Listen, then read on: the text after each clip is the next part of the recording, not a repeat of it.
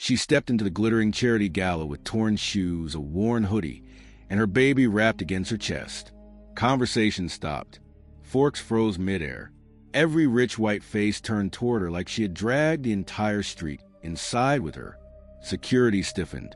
Brooke, the blonde socialite running the event, whispered loud enough for half the room to hear, "What is this homeless woman doing here?" Keisha didn't react. She didn't apologize. She didn't even look around.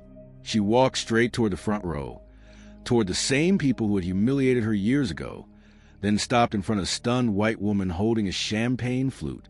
With a calmness that didn't match the room's disgust, Keisha gently leaned in and whispered, "Hold my baby.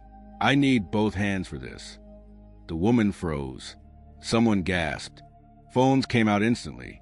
Security began moving forward, expecting a scene. Keisha slowly placed baby Tark into the woman's trembling arms. The room erupted in whispers. Is she crazy? Who let her in here? She smells like a bus stop. God, this is embarrassing. Brooke laughed under her breath. This is why we need better security. These people will walk in anywhere. Keisha heard every word. She didn't flinch. She stepped onto the stage like it already belonged to her. No music, no microphone, just her, breathing steady, staring at the very crowd that once told her she didn't belong. The lights hit her torn clothes. The baby whimpered softly in the woman's arms. The room grew painfully silent. Keisha lifted her chin and said only one thing. "You mocked me once. Tonight you'll listen."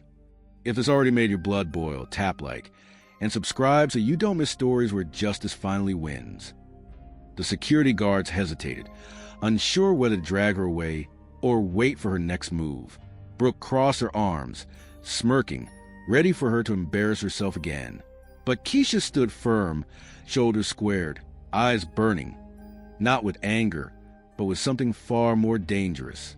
Confidence, purpose, and a voice the entire room was about to regret silencing. Hours before she walked into that glittering ballroom, Keisha had been sitting on the edge of a cold bus shelter bench, rocking baby Tark against her chest while he fussed for warmth. Her hoodie was thin, her shoes were tearing at the seams, and the city wind passed straight through her clothes like she wasn't even there. People walked past the same way, eyes sliding away, pretending she didn't exist. But she hadn't always been invisible. Before everything fell apart, Keisha had been the girl with the golden voice, gospel on Sundays, classical training on weekdays, and dreams bigger than the neighborhood she grew up in. Music teachers called her once in a generation, the kind of voice directors waited years to find. She had trained hard, practiced for hours, and when her big audition finally came, she walked in believing it would change her life. Instead, they changed her. Brooke stood in that panel. Chad leaned back in his chair, smirking. Brandon glanced at her resume, then at her skin, then at each other. They didn't even try to hide it. Brooke whispered something behind her hand, and they all laughed. Keisha sang anyway, heart trembling, voice soaring, but none of it mattered. When she finished, Brooke only said, "Classical music has traditions. Maybe try something more urban." It crushed her, not because she failed, but because she wasn't even heard. Within a year, she lost her job, then the apartment, then everything except her baby. She bounced through shelters, nights on buses, days searching for work. The music, the one thing that used to hold her together, became something she only used to soothe Tark when he cried. He was the only person left who believed in her voice. This morning, she had hummed a soft lullaby while feeding him, and his tiny hand reached up, touching her cheek like he understood every note. That moment lit something inside her, something she thought she lost forever. So when she passed the charity gala tonight and saw Brooke's face on the banner outside, she didn't turn away. She didn't plan a scene. She didn't plan anything. She just walked in, quiet, calm, determined. Now, standing on that stage of the world that rejected her staring up at her, everything she survived pressed into her ribs like a second heartbeat. The cold nights, the hunger, the humiliation, the stolen audition, the voice she buried just to survive. All of it was rising again, and for the first time in years, she felt powerful. The room hadn't recovered from the shock of her stepping onto the stage when the whispers sharpened into open attacks. People weren't even trying to hide their disgust now. A blonde woman in a sparkling silver gown fanned her nose dramatically. "God, she really does smell like the subway," she said loud enough for everyone to hear. Laughter rippled through the tables. Another man, Chad, one of the same board members from her failed audition, leaned back smugly. "Security, hurry up. She's about to beg for money or scream about injustice. Let's not make this a circus." The guards finally stepped toward her. But Keisha didn't flinch, didn't step back, didn't even blink.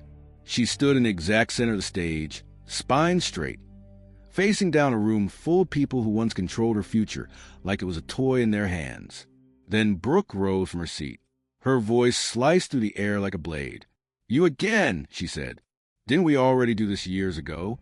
You walked into our auditions smelling like cheap perfume and broken promises. And we told you the truth. You didn't fit the image. Why humiliate yourself again?" Gasps echoed, some shocked at her cruelty, others pretending to be shocked. Keisha exhaled slowly. Her fingers didn't tremble. Her eyes didn't look away. She finally spoke one single, quiet sentence. "You ruined my future once, but tonight you're going to hear the voice you try to bury." The room froze. A collective breath held. Even the guards stopped walking. Phones snapped upward. Now everyone wanted to capture whatever was about to happen. "You ruined my future once, but tonight you're going to hear the voice you try to bury. If this happened in front of you, what would you do? Tell me in the comments. I read every single one. And if you stand for fairness, hit subscribe." Brooke laughed again, but it didn't sound confident anymore. It sounded nervous. "Sweetheart, please don't embarrass yourself. Just step down before this gets worse." Keisha ignored her. Instead, she looked at the baby in the woman's arms. Tarek was staring at her, tiny hand reaching out. That alone steadied her breathing. She took one silent step forward. The lights dimmed almost perfectly on cue. Someone in the audience whispered, "What is she doing?" Someone else murmured, "Is she about to sing?" Brooke scoffed. "Sing? Here? In this event?" But her voice cracked on the last word, because something in the air shifted.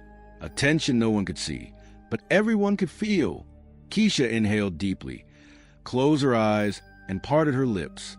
And in that suspended second, the entire ballroom leaned in, bracing for whatever was about to come out of her. The first note didn't sound like it came from a homeless woman standing in torn clothes.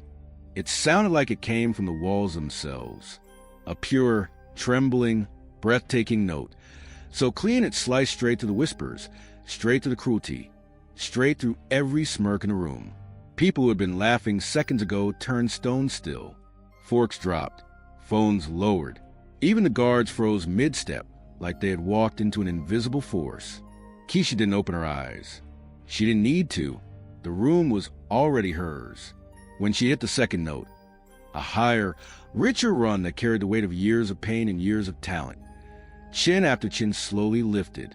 A man in the back whispered, "Oh my God," before covering his mouth like he'd seen a ghost. A woman pressed both hands to her chest, eyes welling instantly. The shift was instant.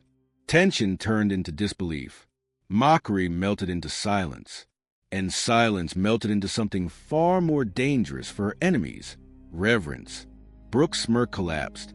Her hand slipped off the table. She stared like someone had just ripped the floor out from under her heels. Chad leaned forward, eyebrows pinched. Brandon's phone slipped from his fingers and hit the carpet without him noticing. Keisha opened her eyes and finally looked at them, and she sang. Not politely, not carefully, not humbly. She sang like she had nothing left to lose.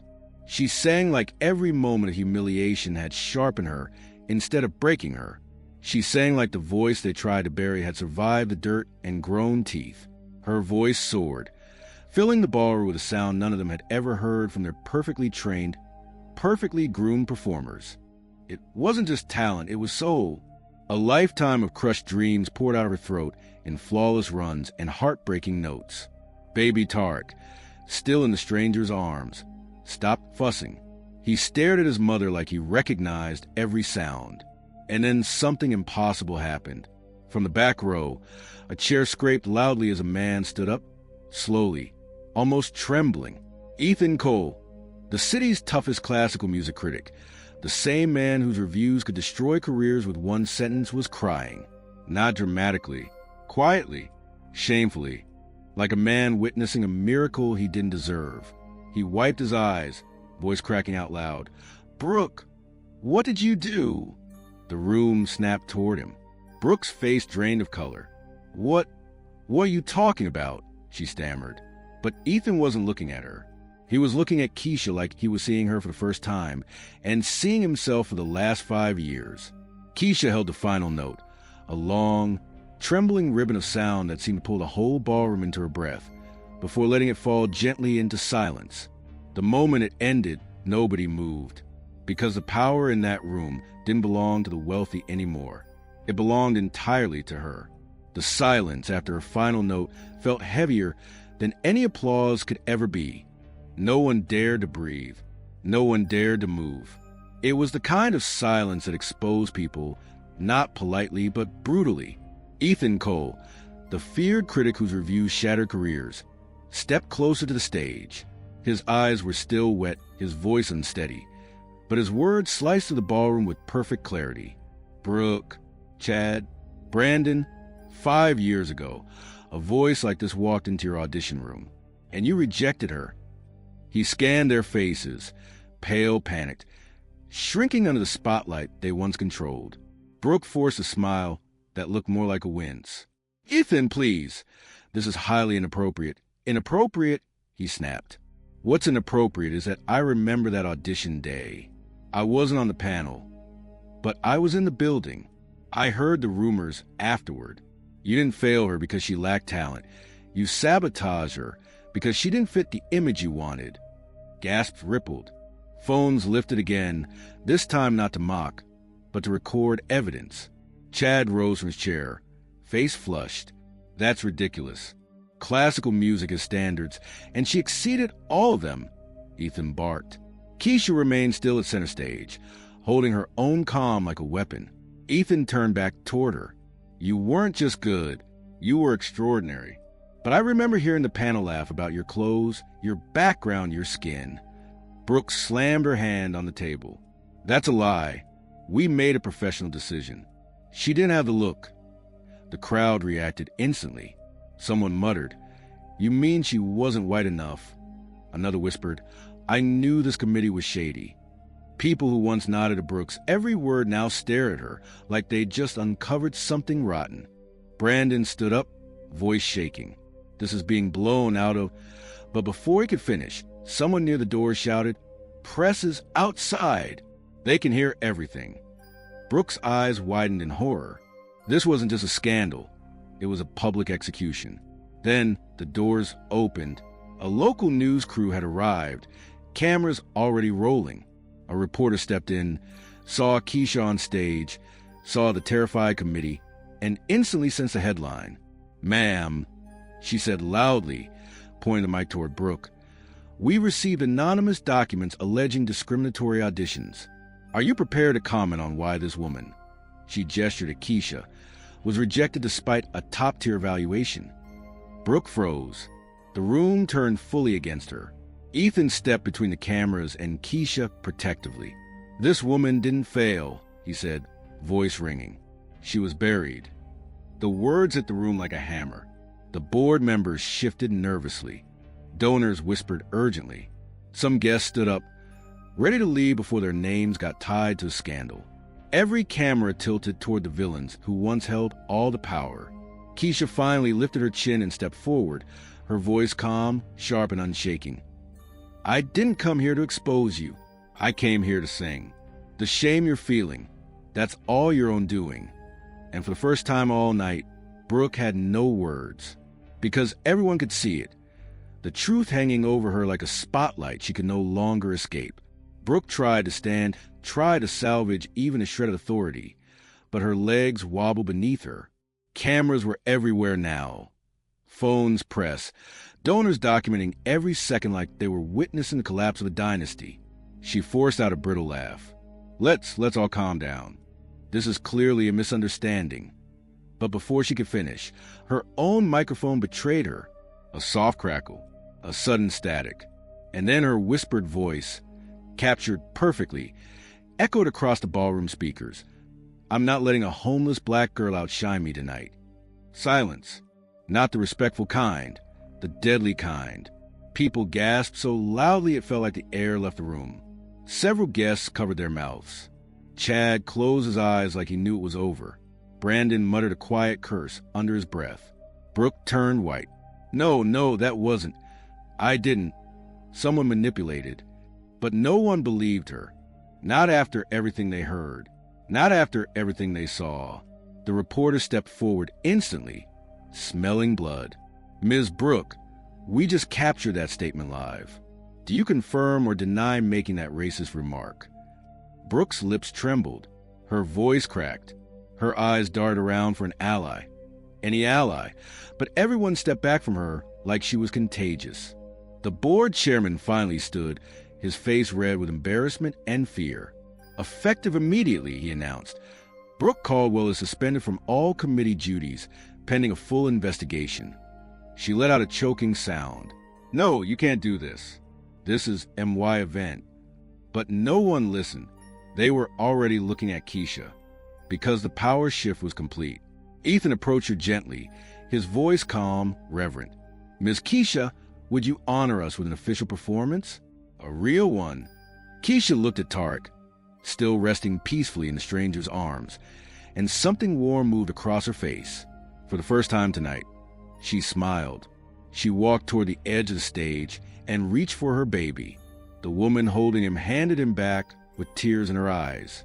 He's beautiful, she whispered, and so is your gift. Keisha held Tarek close and stepped back into the center of the stage. The entire room rose to its feet, slowly, then all at once, not out of politeness, not out of pity, but out of awe.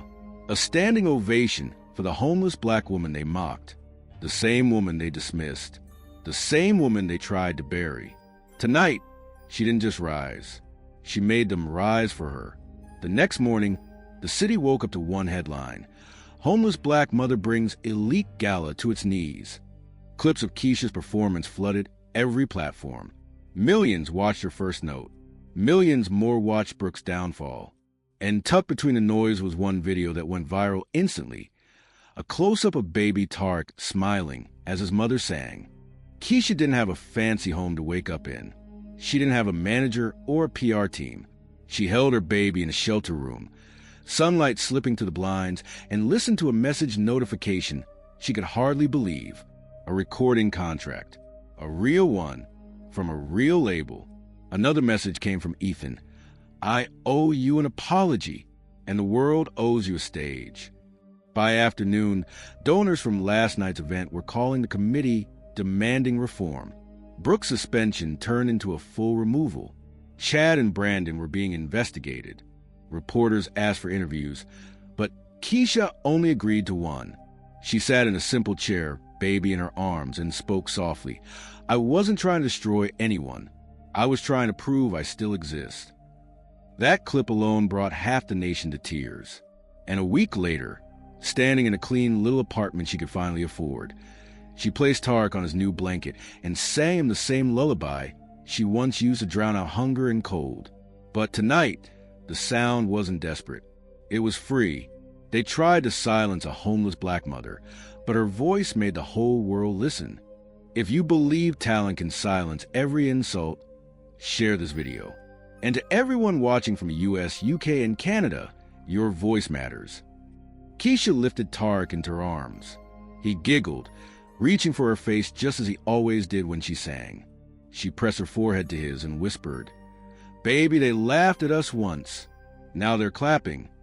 And in that tiny apartment, with nothing glamorous, nothing perfect, she finally had something she had been denied for years, a future she created with her own voice.